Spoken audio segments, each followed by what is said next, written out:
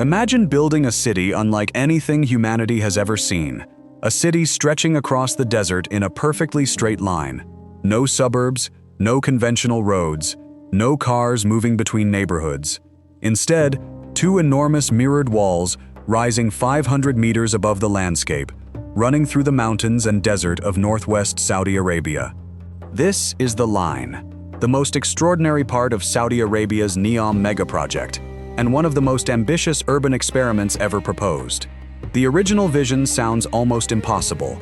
A city 170 kilometers long, just 200 meters wide, 500 meters high, and eventually home to 9 million people. According to its designers, everything residents need would be within a short walk, while high-speed transportation would connect distant parts of the city. The Line promised something more than another futuristic development. It promised to reinvent the city itself. But several years after the world first saw its spectacular mirrored walls, an important question has become impossible to ignore. How much of this extraordinary vision can actually be built? And what is really happening in the Saudi desert today?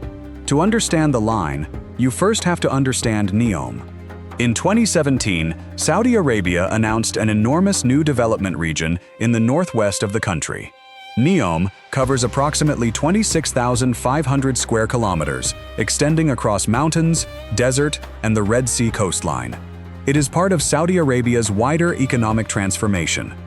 For generations, oil has played a central role in the Saudi economy. Vision 2030 aims to expand other industries, attract international investment, develop tourism, create new jobs, and position the kingdom as a global center for technology, logistics, and innovation. NEOM became one of the most visible symbols of that ambition.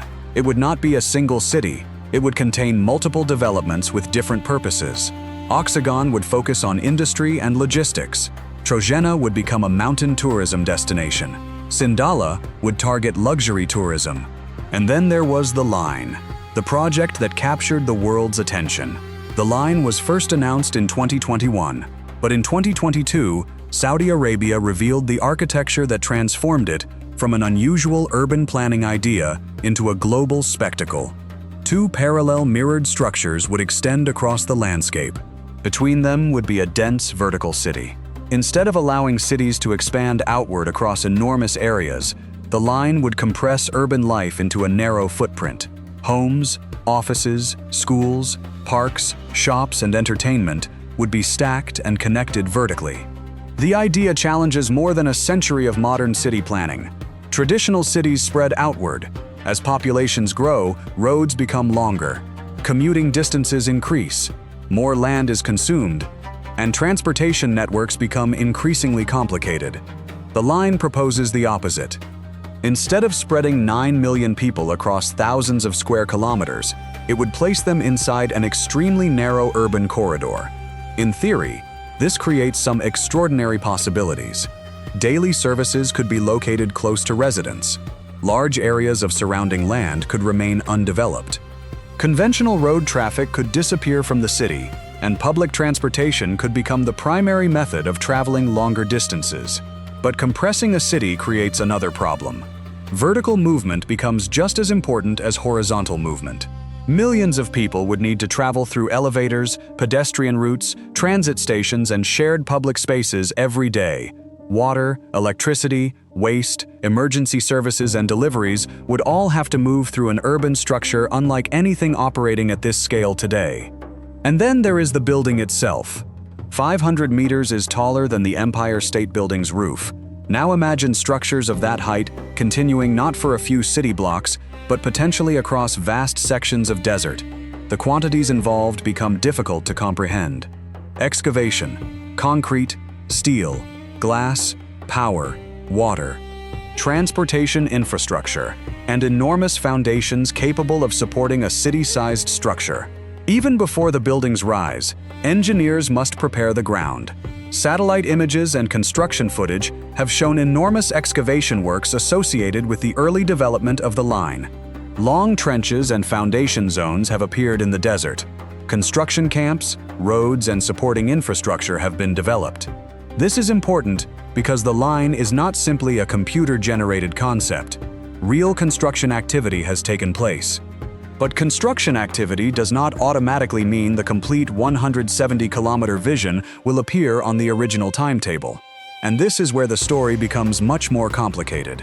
Mega projects almost always change between concept and completion. Costs rise, engineering problems emerge, economic conditions change. Timelines move, designs evolve. But few mega projects begin with ambitions as extreme as the line.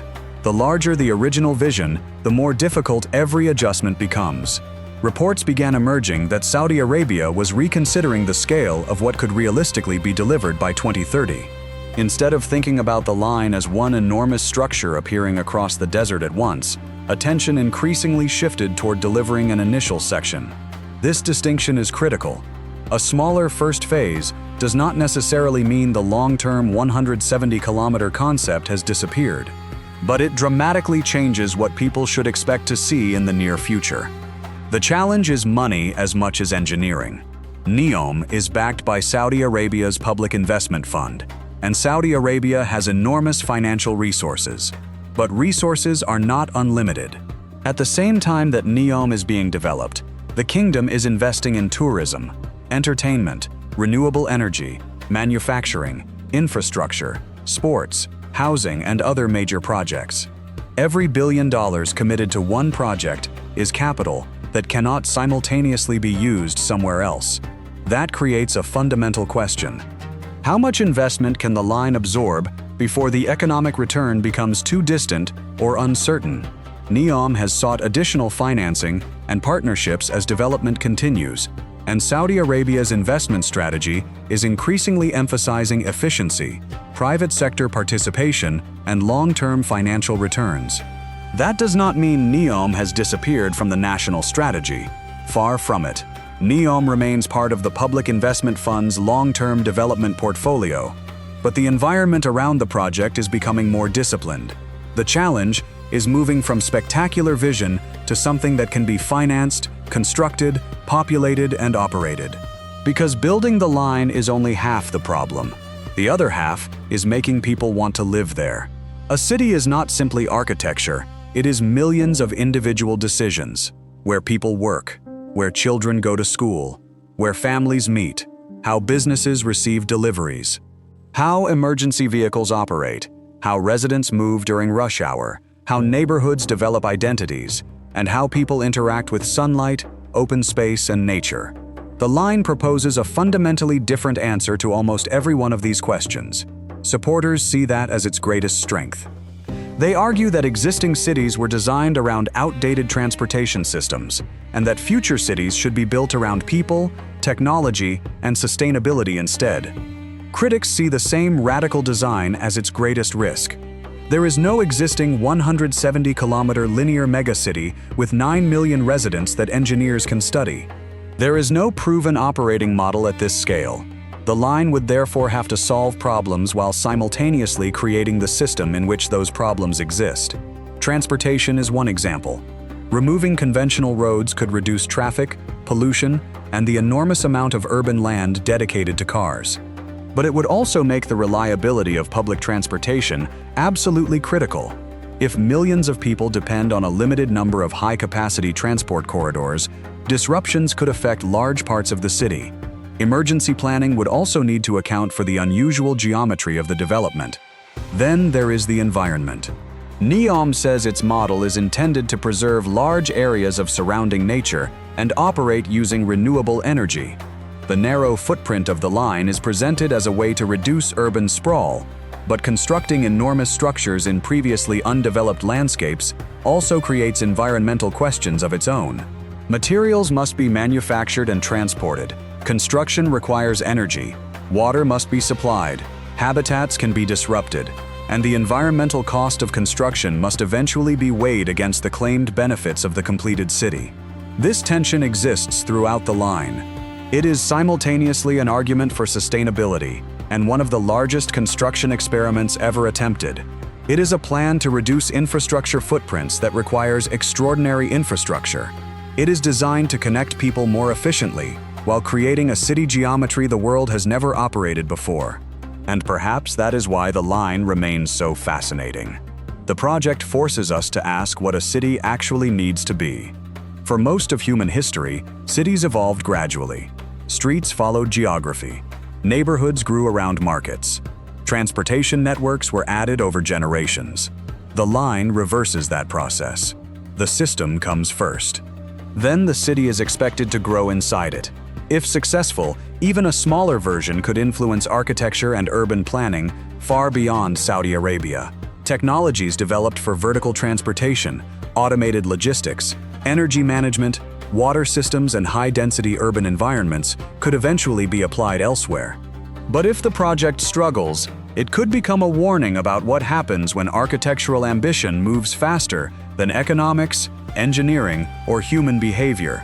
Today, the most realistic way to understand the line is not as a single 170-kilometer building that will suddenly appear in the desert. It is better understood as a long-term vision being tested through phases. The first sections matter enormously. They will determine whether the concept works outside architectural renderings. Can construction costs be controlled? Can the transportation model function? Can businesses be attracted? Can residents be convinced to move there? Can the city deliver the quality of life it promises? And perhaps most importantly, can the model be repeated? Because completing one section is not the same as completing the line. The extraordinary scale of the original concept means success must eventually be replicated again and again across the landscape. That could take decades, and the final result may look different from the images that first captured the world's imagination. That is not unusual. Almost every great city changes between plan and reality. The difference is that the line revealed its ultimate vision before the first neighborhood existed. The world saw the finished dream before engineers had finished solving the beginning. Saudi Arabia is now entering a crucial period for the project. Its investment strategy is shifting from rapid expansion toward greater value realization, investment efficiency, and private sector participation. NEOM remains part of that strategy. But spectacular renderings alone are no longer enough. The next phase must demonstrate construction, infrastructure, investment, residents, businesses, and functioning urban life. The line began with one of the boldest questions in modern architecture. What if we stopped building cities the way we have built them for centuries? Several years later, another question has become just as important. How much of that new idea can survive contact with reality? Perhaps the line will eventually become a revolutionary new model of urban life. Perhaps only part of the original vision will be constructed. Or perhaps the project will continue evolving until the city that emerges is very different from the mirrored megastructure first shown to the world. For now, the answer is still being written in the desert. Machines are moving Earth. Infrastructure is being built. Billions of dollars are being committed. And Saudi Arabia is attempting to turn one of architecture's most extraordinary visions into something people can actually inhabit. The real story of the line is therefore no longer simply about how futuristic it looks.